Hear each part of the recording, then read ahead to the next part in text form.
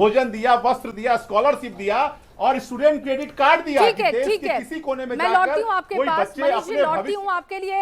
ये अच्छी खबर है एग्जिट पोल के हिसाब से, लेकिन जो तमाम आंकड़े आ रहे हैं वो भी हम अपने दर्शकों के सामने रखने जा रहे हैं। ये देखिए 243 सीटों के लिए जो फिगर है, एग्जिट पोल जो कह रहा है वो आंकड़ा है, और इसके मुताबिक एनडीए को 140 से 150, महागठबंधन 85 से 95। पीके के लिए अच्छी खबर नहीं है, 0 से लेकर 5 सीटें और अदर्स के लिए 5 से 10, कुछ इस तरीके के आंकड़े एग्जिट पोल बता रहे हैं। लेकिन लगातार हम आपसे कह रहे हैं कि 14 तारीख का इंतजार करना होगा, लेकिन पोल्स ऑफ पोल्स हमारे आंकड़े एनडीए के पक्ष में बहुमत देते हुए दिख रहे हैं। शुभे वाकई, और लगातार अलग अलग तरीके से हम आपको दिखा रहे हैं। देखिए, हम जीतन राम मांझी की पार्टी की बात कर ले, 0 से 5, चिराग पासवान की पार्टी 10 से 15, उपेंद्र कुशवाहा की पार्टी 0 से 5, और इधर जेडीयू की बात करें तो 60 से 70, 55 से 65। तो ये आंकड़े जो दिखा रहे हैं उसमें आप देखिए, जेडीयू जनता दल यूनाइटेड नीतीश कुमार की पार्टी सबसे बड़ी पार्टी इस चुनाव में उभर कर हो सकती है, ऐसे हमारे आंकड़े बता रहे हैं। जया, बिल्कुल, और महिलाओं वाला फैक्टर जिसका जिक्र मनीष जी कर रहे थे, जिसका जिक्र वो भी कर रहे थे, युवाओं वाले फैक्टर की बात कर रहे थे, वो लग रहा है कि काम करता हुआ दिख रहा है। घटक दलों का क्या है आंकड़ा, वो हम रख रहे हैं। देखिए, बीजेपी 55 से 65 है, जेडीयू 60 से 70, हमको 0 से 5 सीटें मिल सकती है।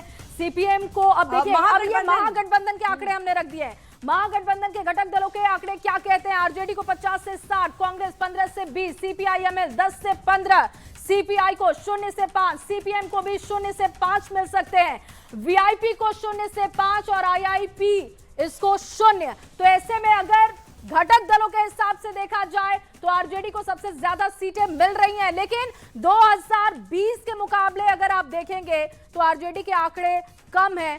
लगातार हम बात भी कर रहे हैं, संजय जी का रुख करूंगी मैं। संजय जी, ये जो घटक दलों के आंकड़े दिखा रहे हैं, चाहे वो एनडीए घटक दल हो या फिर महागठबंधन की बात करें, ये जो आंकड़े हैं घटक दलों के लिए एग्जिट पोल बता रहा है, उस पर आपका रिएक्शन क्या है? नहीं, देखिए, गठबंधन दोनों हैं, दोनों के घटक दल जो हैं वो उनकी कमजोर कड़ियां हैं, चाहे वो एलजेपीआर हो, चूंकि वो लोकसभा में स्ट्राइक रेट की बात कर रहे थे। तो अगर 29 सीटें उनको मिली है और अगर वो 10 भी जीत जाते हैं, हालांकि इसको मैं एग्जैक्ट नहीं मानता हूं, तो मैं मानता हूं, चूंकि हम लोग भी जमीन पर चीजों को सेंस करते हैं कि वो उनकी कितनी सीटें आ रही है। जहां तक ये जो उनके साथ हम है, हम का ये जो आंकड़ा है उसको लेकर के भी है, और उनके साथ जो आरएलएम है जो 6 सीटों पर लड़ रहे हैं, 1 सीट दिखा रहे हैं। तो घटक दलों में, एनडीए में भी घटक दल उनकी कमजोर कड़ी है। यहाँ भी इंडिया गठबंधन में भी अगर हम लोग आ जाते हैं तो वो जो पाल समाज पार्टी, आईपी गुप्ता, जब गांधी मैदान में जब भीड़ हुई थी तो लगा कि बिल्कुल अलग तस्वीर होगी, 3 सीटें उनको दी गई थी, शून्य पर वो दिख रहे हैं। कांग्रेस, हालांकि अभी कहा जा रहा है कि कांग्रेस ने बहुत अधिक होगी न कम होगी, लेकिन कांग्रेस में मानता हूं कि कमजोर कड़ी साबित होगी। आने दीजिए, एग्जैक्ट पोल का जब रिजल्ट आएगा तो कांग्रेस इनके लिए इस बार भी, क्योंकि कई जगह ये दोस्ताना संघर्ष कर रहे थे, आपस में वाकई संजय जी, आकलन करना जरूरी होता है, लेकिन हम राजनीतिक दलों से भी रिएक्शन ले लेते हैं। बहुत मेहनत की है, ताबड़तोड़ जनसभाएं की है, लेकिन जो रिजल्ट, खास करके हमारे साथ इस वक्त कांग्रेस से शिशिर कौंडल्य जी जुड़े हुए हैं, जरा आपसे बातचीत करना चाहूंगी। शिशिर जी, बहुत बहुत स्वागत आपका। लेकिन इस वक्त हमें ये बता दीजिए कि ये जो आंकड़े हमारे एग्जिट पोल में नजर आ रहे हैं, इससे तो आप महागठबंधन की स्थिति बेहतर तो नजर नहीं आ रही है, क्या कोई कमी रह गई? और देखिए, दरअसल क्या है कि अभी हम लोग एग्जिट पोल देख रहे थे और लगभग 2015 से, उससे पहले की बात तो मैं नहीं करता, 2015 से लगातार एग्जिट पोल मैं देख रहा हूं, उस पर हमारी नज़र है। और आपको भी शायद पता होगा कि 2015 का एग्जिट पोल फेल किया, 2019 का एग्जिट पोल फेल किया, 2024 का एग्जिट पोल फेल किया, और इस बार मैं आपको बताऊं कि जो आपका एग्जिट पोल है, एग्जिट पोल दिखाता है वो सत्य ही साबित होता है।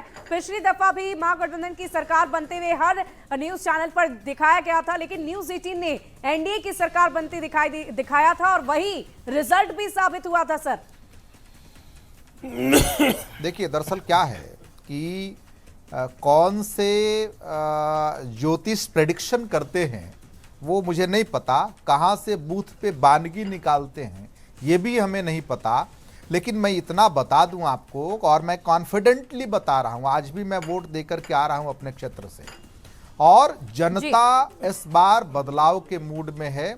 जनता चाहती है कि ये जो ये संयम अच्छा है सरकार और इंतजार बहुत अच्छा होता है, इंतजार अच्छा होता है बेसिकली वो, और जब आपके पक्ष में बात बन जाए बदला तो फिर उससे बेहतर कुछ नहीं। 14 तारीख का इंतजार कर लेते हैं। जेडीयू से अरविंद जी हमारे साथ जुड़े हैं। सुनिए ना, मैं आपने लौटती जब हूँ सवाल मैं लौटती हूँ क्योंकि अरविंद जी भी अभी जुड़े हैं, हैं। आप जब सवाल करेंगे तो उसका जवाब भी तो लेना चाहिए आपको। अच्छी खबर है तो उनसे बात करना भी बहुत जरूरी है। अरविंद जी, क्योंकि मनीष जी तो लगातार बता रहे कि कौन से बड़े फैक्टर हैं जो आप लोगों के पक्ष में जा रहे हैं, उन्होंने काम किया होगा और ये आंकड़े इस तरीके के दिख रहे हैं।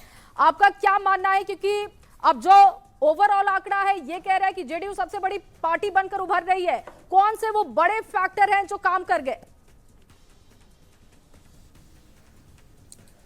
देखिए, पिछले 20 वर्षों के दरमियान आदरणीय नीतीश कुमार जी ने बिहार के लिए जो काम किया है, बिहार में चाहे वो आधारभूत संरचनाओं का विकास का मामला हो, बिहार के महिलाओं को आत्मनिर्भर बनाने का जो योजना हो, युवाओं को सरकारी नौकरी देने का मसला हो, बिहार में ग्रामीण अर्थव्यवस्था में सुधार लाने की प्रक्रिया हो, बिहार में छोटे छोटे उद्योग धंधों को स्थापित करने की दिशा में उठाए गए सरकार के कदम हो, जी सरकार के स्तर पर जो काम किए गए ओवरऑल उसका प्रयास है। कुल मिलाकर के यह कहा जा सकता है कि आदरणीय नीतीश कुमार जी ने जो 2 दशकों अरविंद जी, एक बड़ी खबर आ रही है। बड़ी खबर क्या है, दर्शकों को बता दें। बड़ी जानकारी इस वक्त की अपने दर्शकों को देंगे। भागलपुर एनडीए को 10 से 20 सीटें। देखिए अब सिलसिलेवार तरीके से जिले वाइज भी खबर आ रही है। जया, बिल्कुल, और भोजपुर देखिए एनडीए को यहाँ भी बड़ा, सीमांचल में एनडीए को 25 से 35 सीटें। क्षेत्रवार ये जो आंकड़े आए हैं वो हम अपने दर्शकों को दिखा रहे हैं। मगध एनडीए को 25 से 35 सीटें, मिथिला की बात की जाए एनडीए को 25 से 35 सीटें। आंकड़ा ये बेहतर दिख रहा है और ऐसा लग रहा है कि एनडीए का जादू चला है। वाकई, और तिरहुत प्रखंड की बात कर लें, एनडीए को 15 से 25 सीटें मिलती नजर आ रही है। भोजपुर शाहबाद का इलाका जो एनडीए के लिए काफी महत्वपूर्ण था, उसमें भी, वहां पर भी एनडीए को बढ़त मिलती नजर आ रही है। वहीं मगध क्षेत्र की बात करें, 25 से 35 सीट।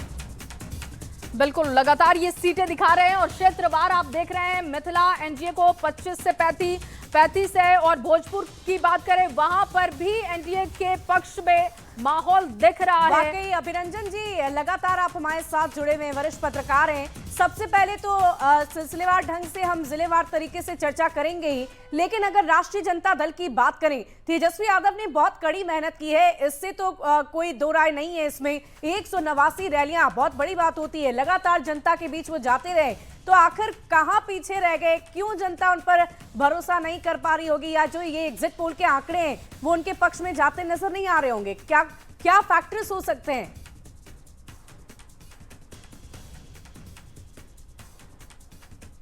हिमाचल में जो 25 से 35 सीटें एनडीए को दिखाई जा रही हैं, ये इम्पॉसिबल है। अब मुझे नहीं पता कि सीमांचल के 4 जिलों के अलावा क्या और कुछ जिलों को जोड़कर एक बड़ा एक सीमांचल तैयार किया गया है जिसमें कि एनडीए को 25 से 35 सीटें। सीमांचल के 4 जिलों में देखिए 24 विधानसभा सीटें हैं, और उन 24 विधानसभा सीटों में आज हमने देखा है कि लगभग 75 से 80% तक वोटिंग हुई है, और वो सारे के सारे मुस्लिम बहुल इलाके हैं। खास करके उसमें किशनगंज में तो 75% मुस्लिम आबादी है। कटिहार, पूर्णिया, अररिया, इन सब में भी 40 से 50% मुस्लिम आबादी है।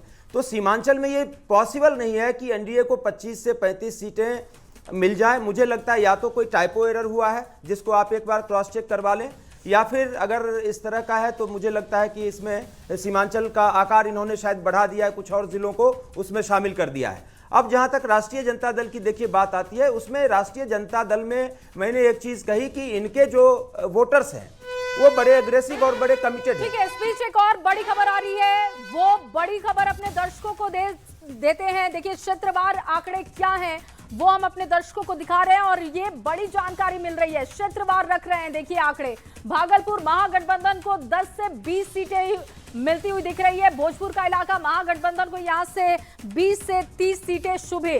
और देखिए सीमांचल 5 से 10 सीट यहां पर महागठबंधन को मिलती नजर आ रही है। मगध क्षेत्र की बात कर ले तो 15 से 25 सीटें महागठबंधन के खाते में जाते हुए नजर आ रही है। वहीं मिथिला क्षेत्र की बात करें, मिथिलांचल की बात करें तो 5 से 10 सीटें वहां भी, और भागलपुर की एक बार फिर बात कर लेते हैं 10 से 20 सीटें। तो जिलेवार तरीके से हम आपको बता रहे हैं एनडीए घटक दल और महागठबंधन के अगर सीटों की बात करें तो किन क्षेत्रों में कहां कितनी सीटें मिलती हुई नजर आ रही है, हमारे एग्जिट पोल के आंकड़े के अनुसार वो हम आप तक पहुंचा रहे हैं।